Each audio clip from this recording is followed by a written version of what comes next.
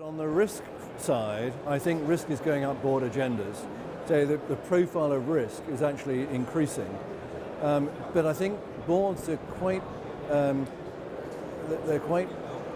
challenged to understand exactly what that means. You know, they understand the FRC code and they're aware of the obligations. But I think boards are taking many different ways of trying to address that.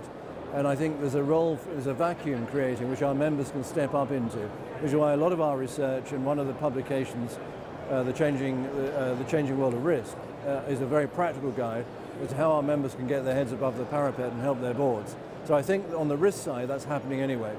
On the insurance side, you could almost argue that insurance is going down the board agenda, probably directly proportionate to the way premiums are going down. And that's because I think if you look at it from a CFO point of view, you know, if the premium is relatively low, they don't quite fully appreciate the significance of things going wrong in the insurance program. And we're saying, well, hang on, some of these policies have limits of, you know, $500 million or $1 billion. You know, they could be very significant, even for large organizations. And there must be a lot more focus on due diligence and efficacy around how the board engages on some of those policies other than just pure D&O.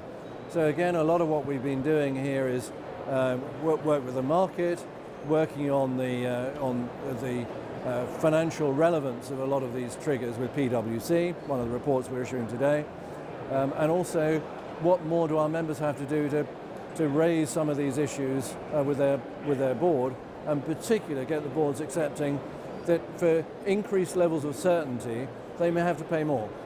And it's clear that you've not just come up with a snappy sort of catchphrase or theme for the conference. It's really thought through with the entire agenda that's pushing this sort of concept of raising the profile of risk as well, isn't it? Well, we're producing 8 documents over the 2 days, and I think 5 of those are directly aimed at our members in practical sense. What can they do to help in this raising the profile of risk? And 3 of them are really, although they're actually going to our members, the thought process is that these should be capable of being forwarded onto boards as a discussion piece, like the reputational risk document, which we've done with Reputation Institute, to get the boards thinking about some of these exposures in a different way and to bring those 2 things together. It goes back to what we said at the beginning about the air war, which is thought leadership, and the ground war, which is actually what do we actually do on the ground to make a difference.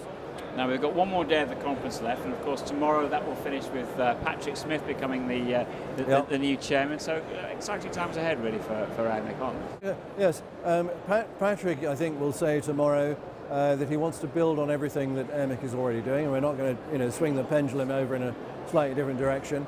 But what we're doing is Patrick's focus will be how do we ensure that everything that we do has the members' best interests at heart.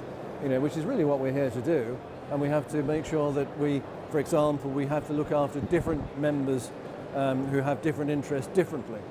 How do we look after people who maybe don't travel to London so frequently? How do we look after people whose interest is a niche area of risk and make sure that their interests are being looked after at the same time as an insurance manager?